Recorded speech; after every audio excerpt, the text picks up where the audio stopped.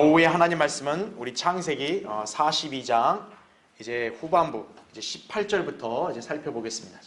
지난주에 여러분에게 강의했던 내용대로 이 사건은 단순한 어떤 한 역사적인 이야기가 아니라 이게 예표적으로는 바로 하나님과 죄인이 대면했을 때 하나님께서 죄인을 어떻게 다루시고 또 죄인이 이제 어떻게 반응을 하는가, 이제 이런 부분들에 대한 모형이라고 제가 말씀드렸죠, 그렇죠? 자, 여러분 이제 그런 개념을 갖고 이제 오늘 또 강의를 이제 들으시면 됩니다. 자, 일단 우리 18절부터 28절을 먼저 읽겠습니다. 자, 요셉이 3일째 되던 날 그들에게 말하기를 너희는 이같이 행하여 살라. 이는 내가 하나님을 두려워함이라. 만일 너희가 진실한 자들이면 너희 형제 중 한 사람만 너희 감옥의 집에 갇히게 하고 너희는 너희 집안의 기근을 위하여 곡식을 가지고 가서 너희의 막내 아우를 내게 데려오라.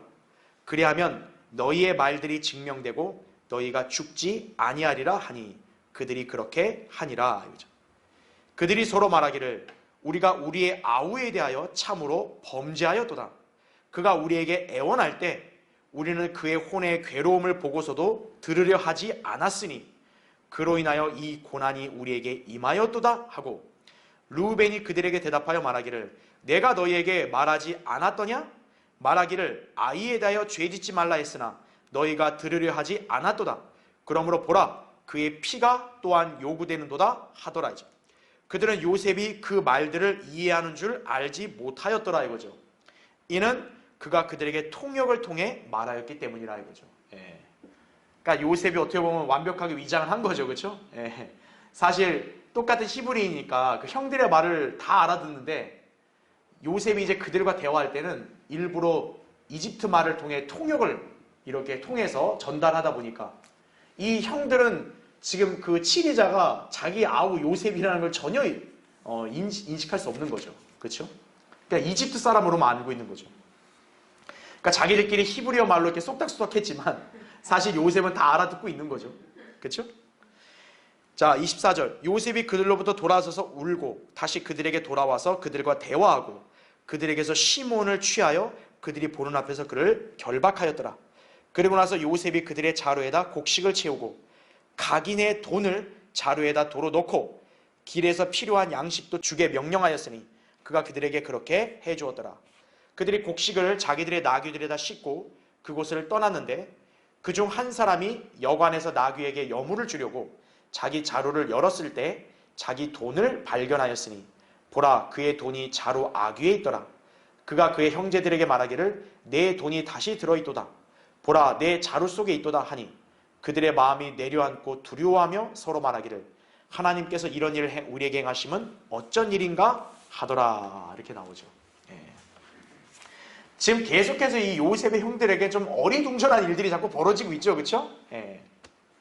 그러니까 요셉이 그들을 몰아쳤지만 사실 보이지 않게 뒤에서는 그들에게 모든 필요한 양식을, 돈을 다 그냥 거저 이렇게 챙겨준 거죠. 요셉이 호의를 베푼 거죠, 그렇죠? 자, 일단 교환을 보겠습니다. 먼저 거기 1번 보시면, 자, 19절 20절에 이런 내용이 나왔죠. 너희가 진실한 자들이면 너희 형제 중 한 사람만 너희 감옥의 집에 갇히게 하고 너희는 막내 아우를 내게 데려오라 이거죠. 그러니까 요셉의 입장에서 이 막내 아우만큼은 똑같은 어머니에게서 난 친동생 아니겠어요? 그렇죠? 근데 20년 동안 이별한 상태에 있었기 때문에 그리웠겠죠. 그러니까 지난주에 여러분에게 강의했던 대로 일단 형제들이 요셉에게 경의를 표하는 게 꿈으로 계시가 되었던 거잖아요. 근데 지금 이 자리에는 누가 없어요? 베냐민이 없죠, 막내 아우. 그러니까 막내 아우를 데려와야 되는 거예요. 그래서 일단 너희가 정탐꾼이 아니라 진실한 자들이면 막내 아우를 데려옴으로써 입증해보라. 지금 이렇게 요셉이 요구하는 거죠. 자, 그러면 베냐민을 데려오기 전까지 그러면 이제 형제들 중에 한 사람은 감옥에 갇혀야 되는 거죠. 어떻게 보면 약간 볼모로 잡는 거죠, 그렇죠? 자, 왜 한 사람을 감옥에 갇히게 하느냐? 이것은 그들이 했던 행위에 대한 대가를 그대로 당하는 셈이 된다 이거죠. 왜냐하면 그들이 과거에 요셉을 구덩이에 던져서 가둔 적이 있었기 때문이죠. 37장 24절에. 요셉을 그렇게 가뒀으니 하나님께서는 이제 그 형들을 다루실 때 똑같이 그것을 이렇게 당하게 하시는 거죠. 씻는 대로 거두게 되는 것이 성경적인 법칙이다. 이걸 잘 기억해야 합니다. 2번 보십시오. 자, 21절. 형들이 이제 서로 말하는 거예요. 우리가 우리의 아우에 대하여 참으로 범죄하였도다 이거죠. 여기 아우가 누구겠어요? 요셉이겠죠. 그렇죠? 그가 우리에게 애원할 때 우리는 그의 혼의 괴로움을 보고서도 들으려 하지 않았으니 그로 인하여 이 고난이 우리에게 임하였도다 이거죠. 그러니까 우리가 지난주 강의 때 살펴봤듯이 형들은 그냥 어리둥절할 뿐이에요. 너무 이렇게 난감할 뿐이에요. 그런데 이제 시간이 계속 흐르고 요셉이 그렇게 강력하게 자꾸 몰아붙이고 나니까 이제 그들이 이제서야 좀 진지하게 왜 이런 일이 자기들에게 일어났는가를 생각하게 되겠죠. 그러면서 이제 어떻게 됩니까? 그들의 죽어있던 양심이 이제 반응하기 시작하는 거죠. 바로 그들은 하나님 보시기에 어떤 죄를 지었어요? 자기들의 아우 요셉을 갖다가 죽이려 했잖아요. 그래서 요셉을 팔아 넘겼죠. 그런 죄를 짓고도 지금 세월이 얼마 흘렀어요? 20년이 흐른 거예요. 그들은 아무렇지 않게 살아왔겠죠. 20년 동안. 뭐 별일 없네. 뭐 큰 문제가 안 되네. 그런데 어떤 거예요? 이 20년이 지난 지금에 와서 이제 그들의 양심 안에서 이 죄에 대한 가책이 나오기 시작하는 거예요. 내가 아우에 대해서 범죄를 했구나. 그래서 고난에 임했구나 이거죠. 바로 요셉은 형들에게 그것을 바랬기 때문에 어떻게 된 거예요? 몰아붙인 거죠. 자, 괄호 1번 보십시오. 요셉의 형제들은 3일간의 감옥 생활 동안 요셉을 부당하게 대하며 죄를 지었던 사실에 대한 찔림을 느끼게 된다 이거죠. 그들은 요셉을 마치 범죄자들처럼 취급했던 것으로 보인다는 거예요. 그러니까 자기들 입장에서는 뭐 요셉을 그렇게 했어도 뭐 큰 문제 없었고, 그러니까 뭐 요셉이 이렇게 하나님 보시기에 올바르고 우리가 잘못됐으면 그냥 벌 받아야 되는데 그게 아니니까 뭐 이거 아무 문제 없구나 그렇게 생각했겠죠. 그러니까 요셉은 그냥 악한 범죄자들처럼 그렇게 취급당해도 뭐 아무 문제 없다. 그냥 이런 식으로 넘겼을지도 몰라요. 근데 그게 아니라는 점이 이제서야 양심의 가책을 통해 드러나게 되는 거죠. 자, 이것은 죄인들이 예수 그리스도께서 자신들을 대신하여 범죄자들과 더불어 헤아림을 받았다는 사실을 인식할 때의 모습을 예표한다고 볼 수 있다는 거죠. 분명 예수 그리스도께서는 범죄자처럼 취급받으시고 십자가에 못 박혀 죽으셨단 말이에요. 근데 죄인들은 평소에 그런 거에 대해서 대수롭지 않게 생각한단 말이죠. 그러나 이제 죄에 대한 찔림을 받고 양심이 가책을 느끼게 되면 어떻게 되겠어요? 예수 그리스도의 죽음에 대해서 이제는 진지하게 생각해 볼 수 있게 되는 거죠. 하나님께서는 죄인이 그렇게 할 수 있도록 때로는 몰아붙이신다는 것도 알아야 돼요. 자, 그래서 괄호 2번. 이처럼 하나님께서 죄인들을 때때로 시험하며 몰아붙이실 때 그들의 양심이 가책을 받으면서 살아나게 된다는 얘기죠. 그럴 때 그들은 비로소 이제 뭐를 지니게 되는 거예요? 두려움을 지니게 되는 거예요. 자, 우리가 알아야 될 게 뭐냐면요. 양심이 너무나 그 사람의 악한 죄로 인해서 만약 화인을 맞아버리잖아요. 양심이 이렇게 완전히 반응을 못하는 사람들은 두려움도 없습니다. 그러니까 막 뻔뻔하게 죄를 짓고도 이렇게 막 기꺼이 발뺌하는 거죠. 그렇죠? 그러나 양심이 이제 뭔가 가책을 받으면서 뭔가 그것을 인지를 하게 되면 그 사람은 이제 죄에 대한 두려움이 이제 생기게 되는 거죠. 그러니까 자기에게 일어난 일들에 대해서 이제는 두려움을 갖게 되는 거죠.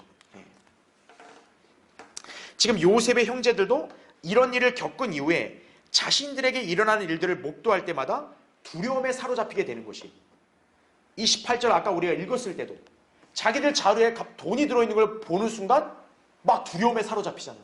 이게 왜 나한테 이런 일이 자꾸 생기는가? 이제 뭔가 양심이 다 반응하기 시작하는 거죠. 자, 그 다음에 괄호 3번. 게다가 양심은 율법의 역할을 수행하죠. 그렇죠? 그래서 죄에 관한 지식을 인식하게 된다는 거죠. 자, 성경에는 이렇게 율법이란 돌판이 주어지지 않았을 때는 인간의 양심이 율법의 기능을 수행한다라고 말씀하고 있죠. 그렇죠? 그러니까 율법이 없어도 인간은 양심에 따라서 살인을 하면 안 되고 간음을 하면 안 되고 도둑질하면 안 되고 이 십계명을 다 누구나 인지하고 있단 말이죠. 그렇죠? 예. 자, 이처럼 죄인의 양심이 이제 뭔가 반응을 하기 시작하면 어떤 거예요? 율법에 관한 지식도 인지하게 되는 거예요. 자, 그걸 어떻게 볼 수 있냐? 여기 르우벤의 고백을 통해 볼 수 있어요. 자, 교환해 보면 22절에 르우벤이 그들에게 대답하여 말하기를 내가 너희에게 말하지 않았더냐? 보라, 그의 피가 또한 요구되는도다 하더라 이거죠. 예. 자, 지난번에 우리가 봤던 그 말씀을 한번 이렇게 회고해 보면 요셉을 다른 형제들은 다 죽이려고 그랬어요. 그런데 르우벤이 그걸 막았죠. 죽이진 말자. 구덩이에만 일단 가두자. 그리고 이제 르우벤이 이제 그 사이에 자기가 구해주려 했던 건데 이 형제들이 구덩이에 갇혀있는 요셉을 팔아 넘겼던 거죠. 그렇죠. 그러니까 어떻게 보면 이제 요셉을 팔아 넘긴 거에 대해서는 사실 르우벤은 거기에 뭔가 기여한 건 아니에요. 그렇죠. 그러니까 르우벤의 입장에서는 이렇게 요셉에 대해 범죄해서 이런 일이 우리에게 벌어졌다 했을 때 당연히 이제 자기 형제들에게 책임을 전가하는 거죠. 내가 분명히 니들 막았는데 니들이 요셉에 대해서 이런 짓을 저질러서 결국 그를 공경에 빠지게 하고 그에게 나쁜 짓을 했으니 그 대가가 지금 우리가 여기 치르고 있는 거다. 지금 이렇게 얘기하는 거죠. 지금 르우벤의 고백을 보면 피를 흘렸기 때문에 그 핏값이 요구가 된다. 지금 이렇게 얘기하는 거거든요. 자, 이것은 정확하게 창세기 9장에 하나님께서 노아에게 언약을 맺을 때 바로 피를 흘린 사람은 그 피를 흘린 사람에게 보복을 당해야 된다라고 말씀하고 있잖아요. 그렇죠? 예. 그래서 레위기 17장 율법에서도 어떤 거예요?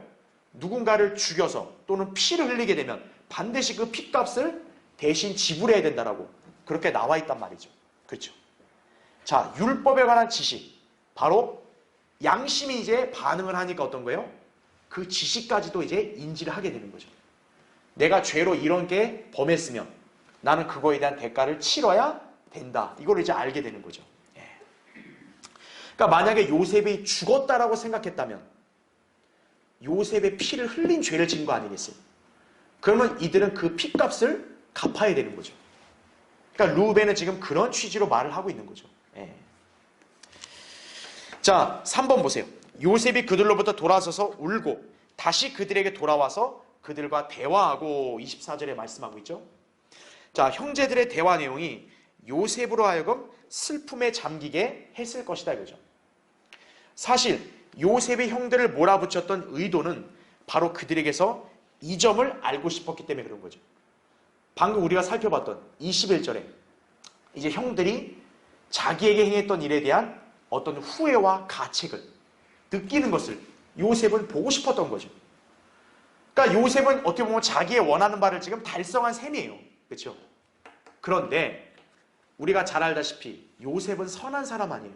그렇죠? 비록 자기에 대해서 해코지를 해가지고 그거에 대한 거를 지적을 하지만 요셉은 마음이 본디 선하니까 형들이 그걸로 인해서 이렇게 슬퍼하고 또 이렇게 절망해하는 모습 보니까 자기도 그거에 대해서 불쌍히 여기고 또 괴로운 거죠. 그렇죠? 그래서 또 이렇게 주체할 수 없는 슬픔을 감추려고 자리를 떠서 몰래 울고 있었던 거죠. 예. 그러니까 요셉은 또 선한 양심을 가진 사람이니까. 그렇죠?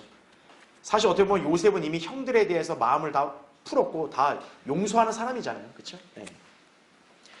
자, 맨 밑에 4번은 한편 요셉은 형제들 중에서 시몬을 결박하여 감옥에 가두고 다른 형제들을 보내주었어요. 자, 다음 페이지. 그러면 여기서 한 가지 의문이 왜 하필 시몬을 결박했을까요? 다른 형제들 중에. 자, 정확한 답이 성경에서 언급된 건 아니지만 정황을 볼 때요. 시몬이 형제들 중에서 가장 성정이 사납고 거친 인물이었을 것이기 때문이에요. 예. 자, 우리가 지난번에 창세기 봤던 내용을 한번 이렇게 기억을 떠올려 보면 이제 야곱의 딸인 디나가 세켐 성읍의 그 왕의 아들에게 강간을 당했잖아요. 그 일로 이 야곱의 아들들이 분노에 찼죠. 그래서 세켐 사람들을 그 할례 받게 하는 그리고 그 사이에 시몬과 레위가 그 성읍 사람 다 죽여버렸죠. 그러니까 이 형제들 중에서 특히 이제 이 분노, 그 다음에 이렇게 호전성, 이게 제일 강한 인물이 누구냐면 사실 시므온이에요. 예. 그래서 창세기 49장 5절에서 야곱은 그 점에 관해서 시므온을 뭐라고 표현했냐면 잔인한 도구라고까지도 표현했어요. 그러니까 이 야곱의 아들들 중에서는 시므온이 가장 호전적이고 또 싸움도 잘했던 것이 아닌가 이렇게 보여집니다. 그러니까 요셉의 입장에서 봤을 때는 이 형제들 중에서 일단 시므온을 결박시켜 놔야만 혹시나 모를 그런 어떤 항거나 어떤 싸움 이런 거를 방지할 수 있겠죠. 그렇죠? 왜냐하면 결박 안 해놓으면 이렇게 자유롭게 풀어줬는데 갑자기 생각이 바뀌어가지고 이 형이 막 그냥 호전적으로 싸우겠다고 하면은 골치 아프잖아요. 그러니까 요셉의 입장에서는 가장 호전적이고 성정이 사나운 인물을 이렇게 미리 결박시켜놔서 형들이 이렇게 다른 행동을 하지 못하도록 그렇게 방지한 것이 아닌가 우리가 그렇게 유추해 볼 수 있습니다. 그러니까 아무쪼록 시므온은 성정이 굉장히 사나운 거죠. 그렇죠? 예. 자, 이제 5번을 보세요. 자, 25절에 이렇게 말씀이 나옵니다. 요셉이 그들의 자루에다 곡식을 채우고 각인의 돈을 자루에다 덜어놓고 길에서 필요한 양식도 주게 명령하였으니 그가 그들에게 그렇게 해주었더라 이거죠. 자, 요셉은 자기 형들에게 호의를 베풀어 주죠. 분명히 몰아붙였지만 호의를 베풀어 줍니다. 자, 이것은 하나님의 은혜를 체험하는 죄인의 모형입니다. 하나님께서는 죄인들을 시험하고 몰아붙이고 때로는 지적하고 정죄하시기도 하지만 동시에 은혜를 베푸시기도 한다 이거죠. 그러니까 죄인들은 사실 아무런 자격이나 그런 공로도 없는데 하나님의 은혜를 사실 받고 있는 것이. 자, 괄호 1번 보십시오. 요셉의 형들 식량을 돈 주고 사려고 온 거죠. 그렇죠? 그러니까 어떻게 보면 이 요셉의 형들의 돈은 이미 이집트에다 다 놔두고 식량을 정당하게 사서 가지고 와야 되는데 식량은 식량대로 가져오고 그리고 자기들의 돈까지도 그냥 다 가져온 거예요. 그렇죠? 그러니까 요셉은 그들을 돌려보내면서 돈도 주고 길에서 필요한 양식까지 다 몰래 챙겨준 거예요.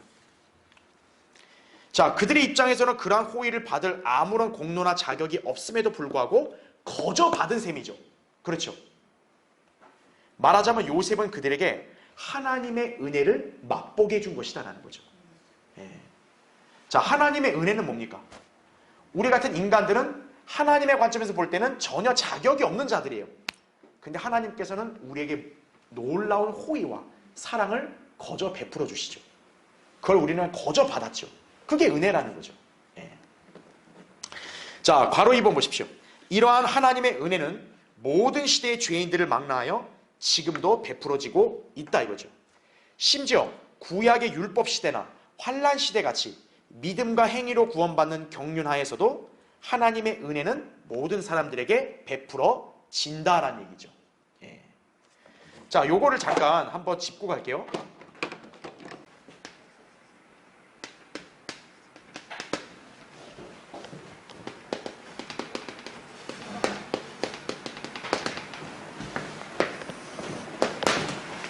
자, 창세기 어떻게 보면 이제 2장부터 그 인간을 중심으로 해서 이제 하나님께서 역사를 전개하시잖아요. 그렇죠?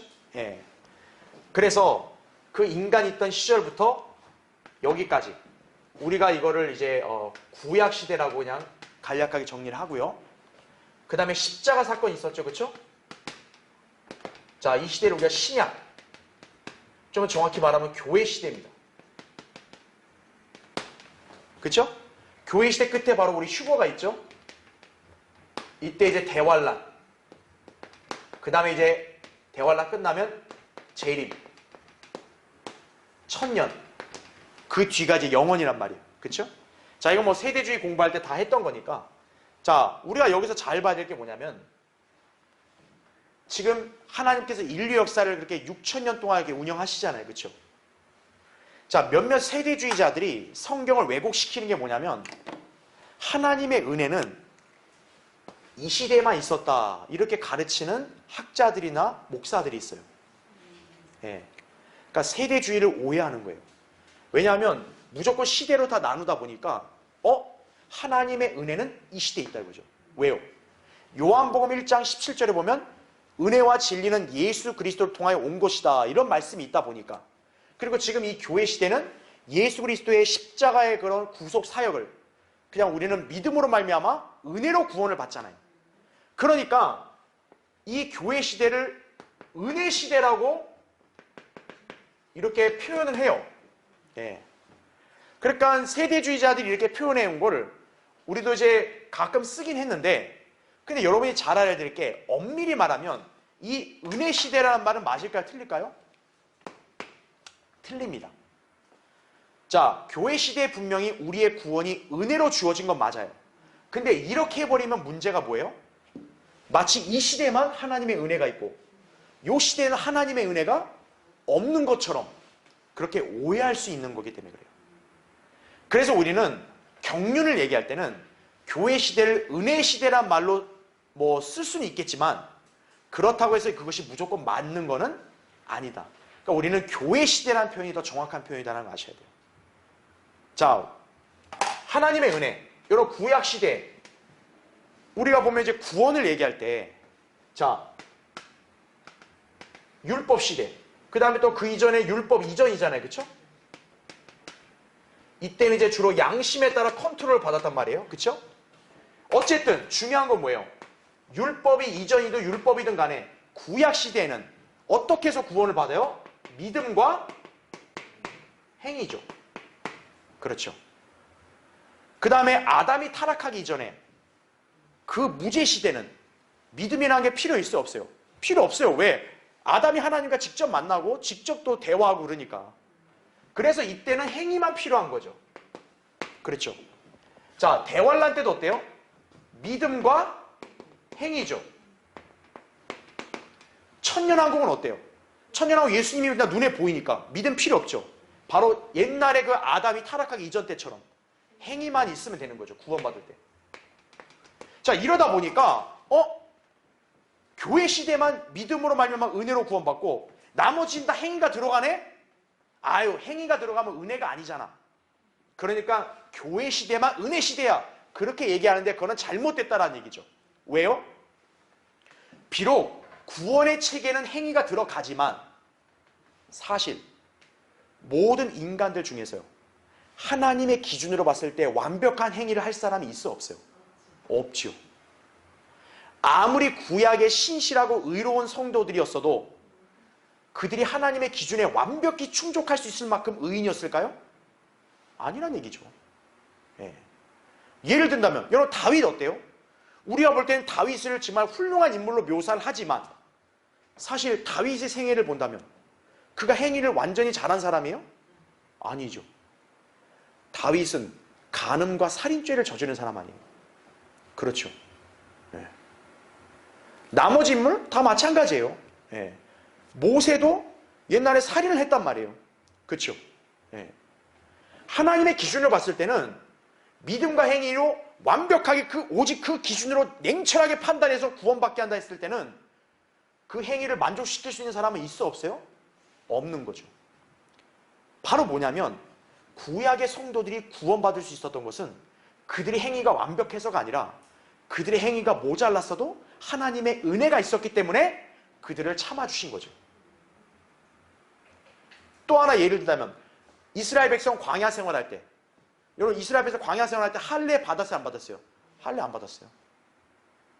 근데 어떤 거예요? 이제 안식의 땅, 가나안 땅 들어오니까 그때 할례 받으라죠. 예. 그리고 여리코성 돌 때 그들은 안식을 지켰어요, 안 지켰어요? 안 지켰죠. 예. 그래도 하나님께서 그거를 안 물으시고 다 덮는 거죠. 은혜라 이거죠. 예. 자, 대환란 어떨까요? 여러분, 대환란 때 이 극심한 고난의 시기에 진짜 완벽하게 의로움을 붙들 수 있는 인간이 있을까요? 없어요. 하나님의 은혜가 있으니까 어떤 거예요? 부족해도 하나님께서 구원해 주시는 거예요. 그래서 구원의 체계는 믿음과 행위라고 하지만 사실 하나님의 은혜는 인류 역사가 시작된 이래부터 끝 이 순간까지도 지속적으로 이어진다는 걸 아셔야 돼요. 자, 그러면 뭐냐? 하나님의 은혜는 어느 시대에나 다 있었다는 거예요. 다만 우리 구원에 대해서는 뭐예요? 이 교회 시대만이 은혜가 충만하다는 얘기죠. 왜? 다른 데는 행위라는 어떤 자기의 노력과 공로가 구원을 받을 수 있는 기준이 되는데, 교회 시대만큼 유독 뭐예요? 행위 자체가 없으니까. 그냥 은혜만으로 구원을 받을 수 있으니까. 그래서 우리가 교회 시대는 특히나 예수 그리스도의 구속사역만 믿는 거 아니에요. 그러니까 은혜가 충만한 시대라고 말할 수는 있어요. 그러나 그렇다고 해서 교회 시대는 딱 은혜 시대 이렇게 못을 박는 것은 교리적으로는 사실 틀렸다는 얘기죠. 하나님의 은혜는 어느 시대나 다 있었다라는 거죠. 다만 이때는 보이지 않는 하나님의 은혜가 나타난 것이고, 교회 시대는 예수 그리스도가 나타나심으로써 이제 온전히 우리에게 은혜가 이렇게 나타내어진 거죠. 그러니까 그 차이점을 잘 알아야 된다는 거죠. 그러니까 오늘 여러분들이 이 용어를 잘 구분할 수 있다는 얘기죠. 구원의 괄호 3번 보시면, 교회 시대를 구원의 날이라 부르는 것은 이 시대의 모든 사람들에게 믿음으로 말미암아 은혜로 구원받을 수 있는 기회를 주신다는 의미에서 구원의 날인 것이다라는 얘기죠. 그러니까 고린도서 6장 2절에 지금이 구원의 날이라 했잖아요. 왜냐하면 지금만큼 은혜로 구원받은 시대가 없기 때문에 그러는 거예요. 그래서 이 시대의 구원은 값없는 선물이다라는 거죠. 다른 시대에는 하나님의 은혜가 있었지만 구원을 자기 행위로 뭔가를 공로를 치러야 돼요. 그런데 이 교회 시대만큼은 자기의 어떤 공로가 요구되질 않아요. 그러니까 공짜로 주어지는 선물이란 얘기죠. 그래서 그 차이점이다. 그렇게 기억하시면 돼요. 자, 밑에 괄호 4번. 비록 죄인이 잘못된 방식으로 구원을 얻으려고 하나님께 나아오지만 하나님께서는 그런 죄인을 물리치시고 오히려 그에게 값없이 제공해 주신다는 거죠. 이게 하나님의 은혜의 초청인 거죠. 죄인은 하나님 앞에서 뭔가 자기가 그래도 좀 되는 사람인 것처럼 뭘 대가를 지불하려고 하는데 하나님은 그걸 거절하신다는 거죠. 그냥 와라 이거예요. 와서 값없이 먹고 마시라 이거죠. 그게 교환에 나온 이사야 55장 1절인 거죠. 목마른 자 그냥 와서 값없이 마시라 이거죠. 모든 죄인들이 주님께 나아가기만 하면 값없이 하나님께서는 그에게 영생을 주신다라는 얘기죠. 계시록 22장 17절. 지금 여러분이 구원받은 거, 여러분이 하나님 앞에 뭘 했어요? 아니잖아요. 그러니까 여러분이 예수 그리스도를 믿겠다니까 하나님께서 그냥 구원을 값없는 선물로 딱 공짜로 주신 거죠. 그걸 잘 기억하면 됩니다. 자, 이제 밑에 6번을 보세요. 자, 28절에 이렇게 기록되어 있습니다. 그가 그의 형제들에게 말하기를 내 돈이 다시 들어있도다. 보라, 내 자루 속에 있도다 하니 그들의 마음이 내려앉고 두려워하며 서로 말하기를 하나님께서 이런 일을 우리에게 행하심이 어쩐 일인가 하더라 이거죠. 자, 지금 이들의 입장에서는 은혜죠. 분명히 이 돈은 이집트에 지불되었어야 되는 건데 지금 오히려 요셉은 그들에게 양식도 공짜로 돈도 다시 그냥 다 돌려준 거죠. 은혜죠. 자, 이런 은혜를 체험한 이 형제들이 하는 말이 뭐예요? 하나님이 이 일을 행하셨다라는 말을 하죠. 자, 은혜를 체험한 죄인 드디어 올바른 판단을 하게 되는 것이에요. 자, 밑에 괄호 1번 보십시오. 요셉의 형제들은 자신들이 가지고 온 모든 곡식을 나귀에 얹고 돌아가면서도 자신들이 가지고 온 것을 다시 가지고 간다는 사실을 전혀 알지 못했다라는 거죠. 그러니까 지금 두려워하는 거죠. 왜 내가 이집트에도 준 돈이 왜 다시 여기 들어있냐 이거죠. 그들이 식량뿐만 아니라 돈까지 보자 그만 두려운 마음이 생기면서 하나님께서 이런 일을 행하심을 고백하게 이른다라는 거죠. 그러니까 쉽게 말하면 뭐예요? 야, 이거 어쩌다 그냥 운이 이렇게 좋아가지고 돈이 생겼네가 아니라 야, 이거는 우연이 아니라 하나님이 뭔가 하셨구나. 이제 이렇게 인식을 하는 거죠. 자, 밑에 괄호 2번 보십시오. 이것이 죄인이 은혜를 체험했을 때 나타나는 첫 번째 반응이라는 거죠. 자, 요셉의 형제들이 요셉이 베푼 호의를 받게 되자 마음이 내려앉았다고 나와요. 마찬가지로 죄인이 하나님의 은혜를 체험하면 두려움을 지니게 된다는 거죠. 바로 하나님을 두려워하게 되는 거예요. 자, 어떤 찬송시에는 이런 글귀가 있다 그래요. 그의 은혜로 내 마음은 주를 두려워하게 되었다네 이거죠. 그러니까 여러분도 한번 생애를 되짚어 보세요. 여러분도 뭔가 하나님의 은혜를 경험했던 적이 있을 거예요. 그때 여러분도 하나님을 두려워하는 마음을 이제 갖게 되는 거죠. 하나님을 인식하게 되는 거죠. 아, 지금 내가 이렇게 갑자기 뭘 받고 누린 거, 이건 내가 뭐 잘나서 이렇게 내게 주어진 게 아니라, 아, 이게 하나님의 은혜구나. 그러니까 하나님의 은혜로 나에게 놀라운 게 주어졌다면 나는 이거에 대해서 우쭐대는 게 아니라 두려운 거죠. 야, 이렇게 위대한 일을 하시는 분이 하나님이시구나, 이거죠. 네. 그 다음에 이제 다음 페이지 넘어오셨죠? 괄호 3번. 또한 그들은 그런 일이 하나님의 섭리적인 손길임을 인정하게 된다, 이거죠. 이처럼 죄인도 하나님의 은혜를 경험할 때 비로소 하나님께서 모든 일을 주관하신다는 사실을 깨닫게 되는 것이다라는 거죠. 자, 오늘날 세상을 살고 있는 완고한 죄인들은 어때요? 하나님의 은혜를 체험하고 있음에도 불구하고 그 은혜를 깨닫지 못하는 거죠. 마치 뭐에다가 돌려요? 우연. 아, 재수가 좋다 이거죠. 아, 운이 좋아서 난 이렇게 저 사람들 사고나 죽었는데 난 사고 안 났다 이거죠. 야, 저 사람들은 지금 엄청나게 손해를 보고 돈을 잃었는데 나는 돈을 제때 찾았다 이거죠. 아, 난 정말 재수가 좋네. 이게 소위 우연에다가 생을 맞추고 사는 그런 인간들의 특징인 거죠. 하나님의 은혜를 멸시하는 거죠. 자, 어느 나라 폭염으로 굉장히 고통스러운 그런 민족들이 있는 반면 어떤 나라는 햇볕이 따뜻하게 비춰져서 그걸 누리는 민족도 있어요. 그렇죠? 그럼 그걸 어떻게 해석해야 되는 거예요? 하나님의 은혜라고 해석을 해야죠.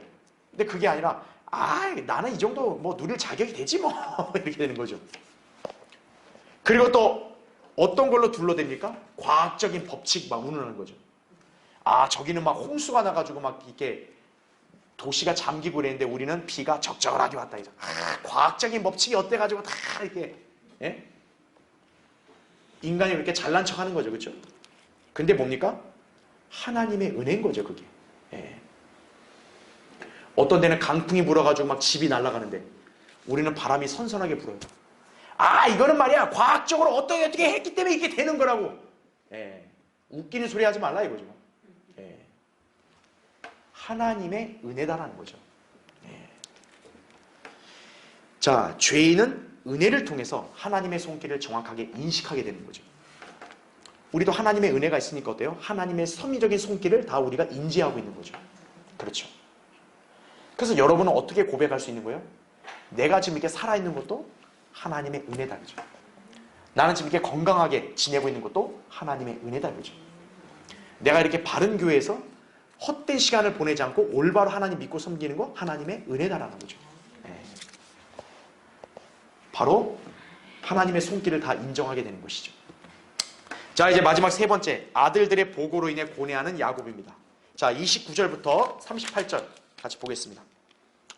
자, 그들은 가나안 땅 그들의 아비 야곱에게 돌아와 그들에게 일어난 모든 일을 그에게 고하며 말하기를 그 땅의 주인 그 사람이 우리에게 엄히 말하고 우리를 그 땅의 정탐꾼으로 여기기에 우리가 그에게 말하기를 우리는 진실한 사람들이요 정탐꾼이 아니니이다. 우리는 12 형제들로 한 아비의 아버들이니 하나는 없으며 막내는 오늘 가나안 땅에 있는 우리 아버지와 함께 있나이다 하였더니 그 땅의 주인 그 사람이 우리에게 말하기를 내가 이같이 하여 너희가 진실한 자들임을 알리니 너희 형제 중 하나를 여기에 나와 함께 남겨두고 너희 가족의 기근을 위하여 양식을 가지고 가서 너희의 막내 아우를 내게로 데려오라.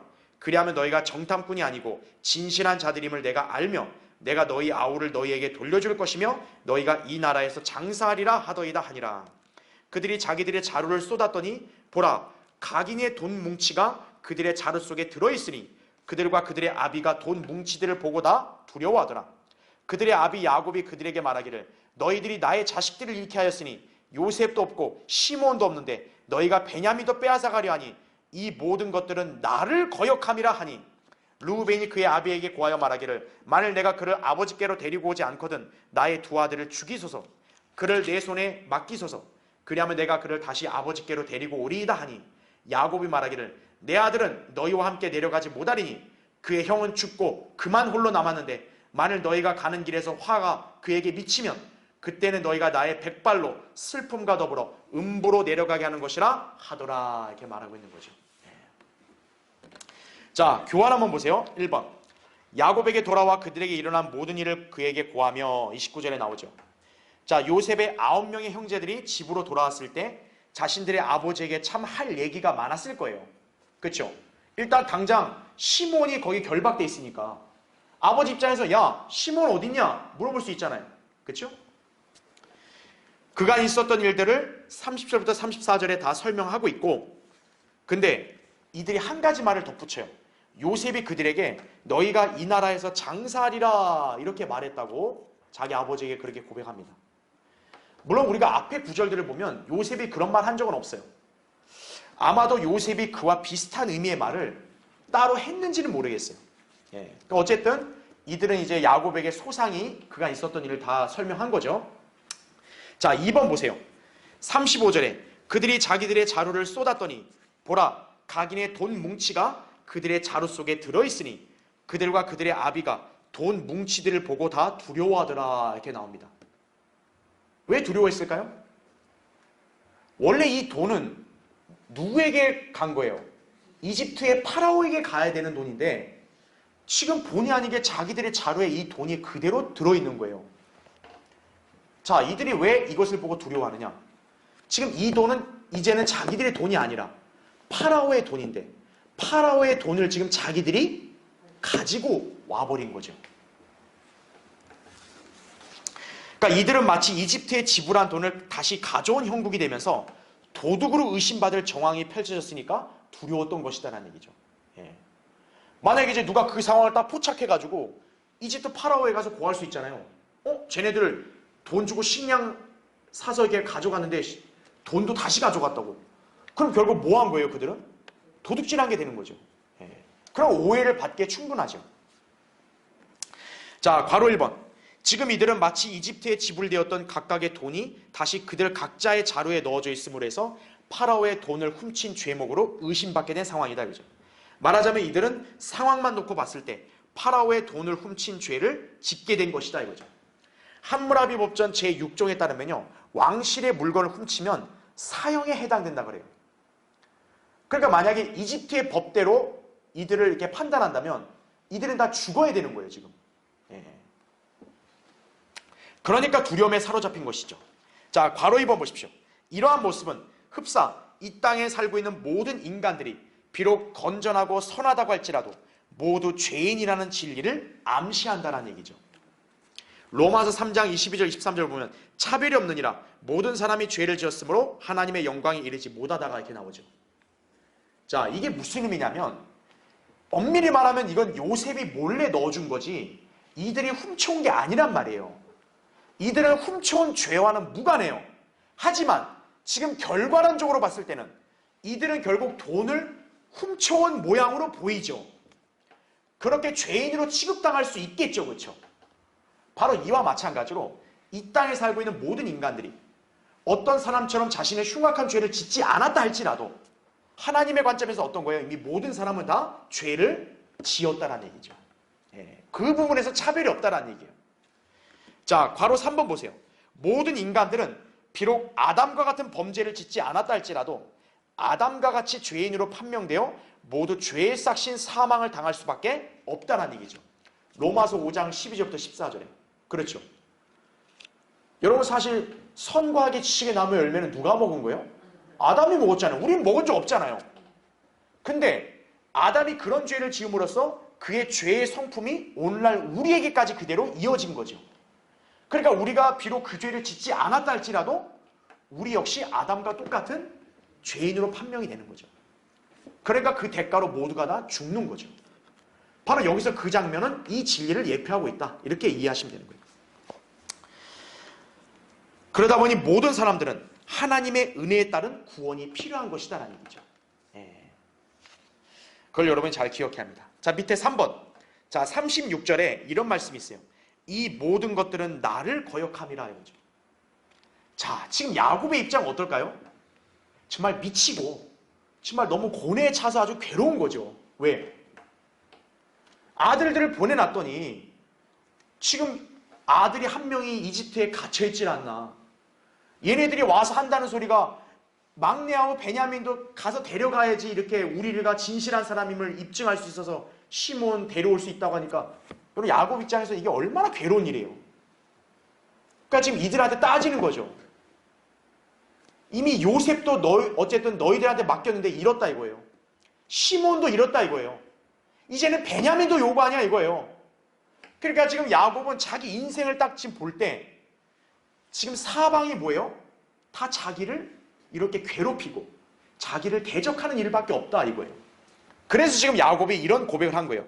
이 모든 것들은 나를 거역함이라 이거예요.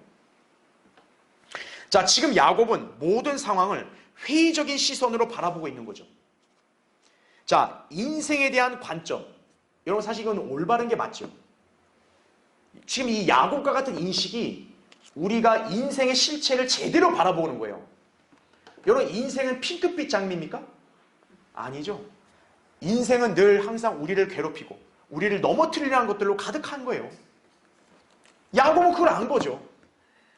근데 문제가 뭡니까? 야곱은 하나님의 사람 아니에요. 그렇죠? 하나님의 사람으로서 믿음을 지녀야 되는데 그게 아니라 여전히 보는 것에 더 의존하고 있다는 것은 아쉬운 대목이라는 얘기죠. 그러니까 지금 눈에 보이는 거에 따라서 그냥 인생을 지금 회의적으로 지금 이렇게 평가하는 거잖아요. 그렇죠? 자, 괄호 1번 보십시오. 지금 상황은 어둡고 암울한 분위기예요. 자, 야곱은 그런 상황을 회의적으로 바라보죠. 이것은 인생에 관한 올바른 관조입니다. 자, 오늘날 세상에는 진화론을 이렇게 신봉하잖아요. 그렇죠? 여러분 진화론이 뭡니까? 인생이 앞으로 좋아질 거라 이거거든요. 앞으로 세상은 갈수록 좋아진다 이거죠. 그냥 막연한 근거 없는 희망인 거죠. 인본주의 마찬가지죠. 긍정주의를 맹신하는, 긍정적 사고방식을 맹신하는 거예요. 앞으로 좋아져. 꿈을 가져. 희망을 가져. 그럼 좋아져. 막 이렇게 얘기한다 이거죠. 그런데 성경에 따르면 인생은 철저히 긍정적이에요? 부정적이에요? 부정적이라는 걸 아셔야 돼요. 거기 전도서 2장 17절 말씀 나오죠. 그러므로 내가 삶을 미워하였나니 이는 해 아래서 행해지는 일이 내게 슬픔이기 때문이라. 모든 것이 헛되고 영의 고통이라 이거죠. 여러분 이 전도서를 누가 쓴 거예요? 인류 역사에서 가장 똑똑하고 가장 막강한 권세를 지녔고 그리고 가장 많은 여자들과 결혼을 해가지고 그렇게 가정을 꾸렸던 사람이 했던 말이에요. 부와 명예, 권세 모든 걸 다 가지고 살았던 사람이 인생에 대한 관조를 전도서에다 쓴 거예요. 그가 고백한 게 뭐예요? 내가 삶을 어떻게 했다고요? 미워하였다 이거죠. 덜 떨어진 사람들은 어때요? 야, 내가 내 인생이 그렇게만 되면 나 진짜 아주 즐겁게 신나게 살 것 같은데 천만의 말씀이라는 거죠. 하나님께서는 솔로몬을 인류 역사에서 가장 그렇게 최상으로 높여줬는데 그런 최상의 삶을 살았던 솔로몬이 인생에 대해서 한다는 말이 뭐예요? 삶을 난 미워했다 이거예요. 헛되고 영의 고통이라 이거예요.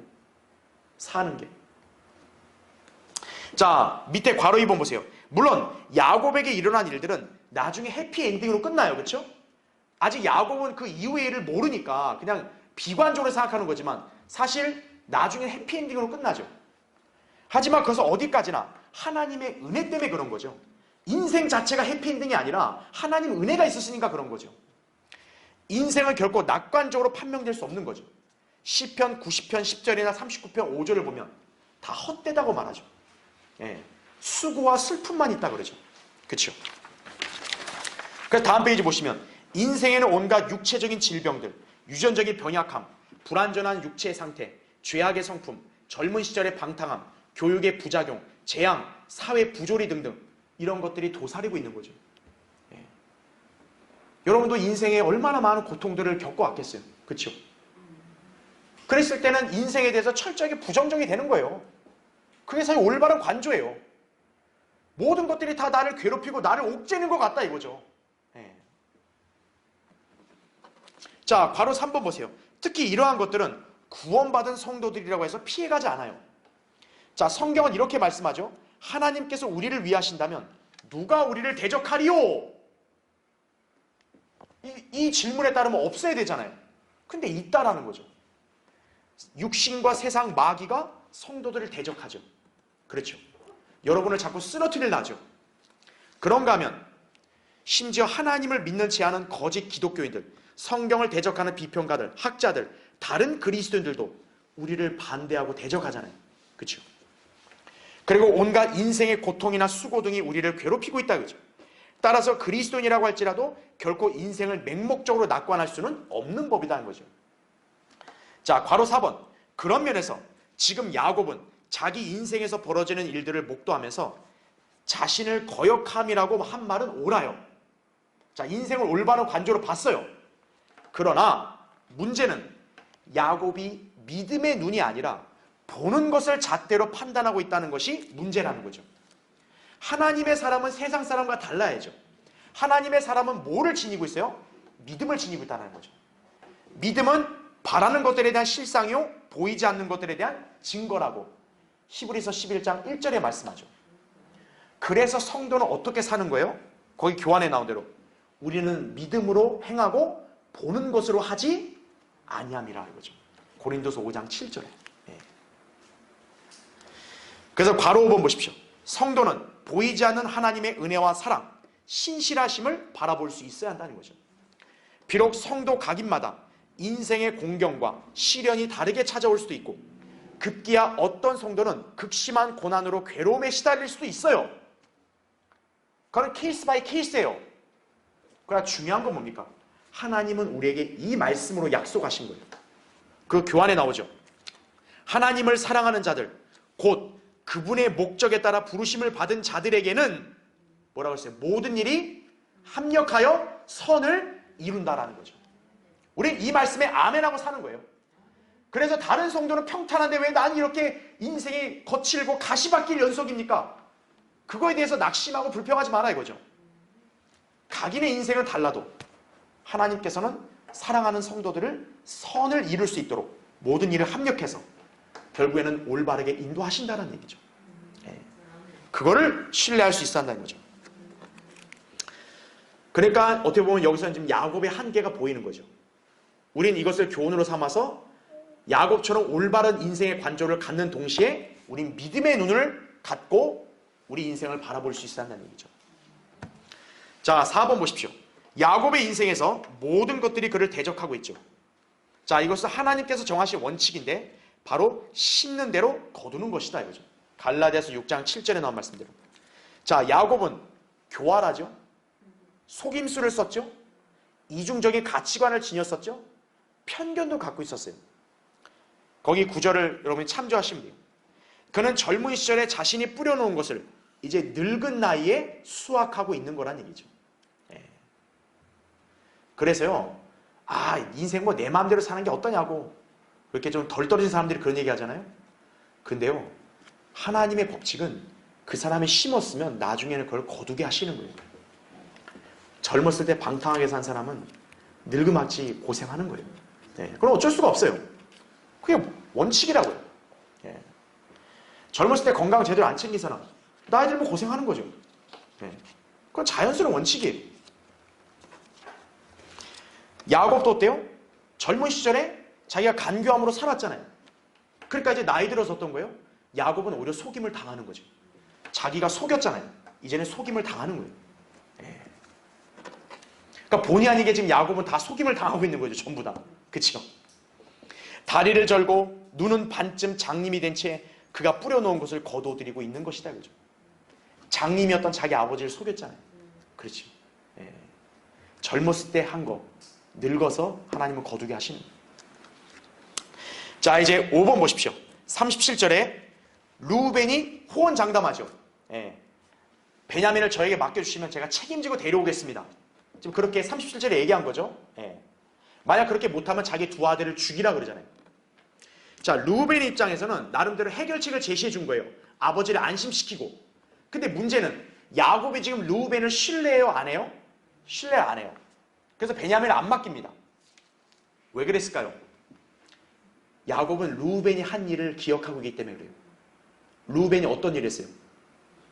자기 첩을 갖다가 루벤이 범했잖아요. 그렇죠? 자기의 침상을 더럽혔잖아요. 그래서 창세기 49장 4절에 보면은 야곱이 이 큰아들 루벤을 향해서 너는 물처럼 불안정하다 그러죠. 사람이 안정적이어야 어떤 거예요? 신뢰가 가는데 막 불안정하면 어떤 거예요? 신뢰가 안 가는 거죠.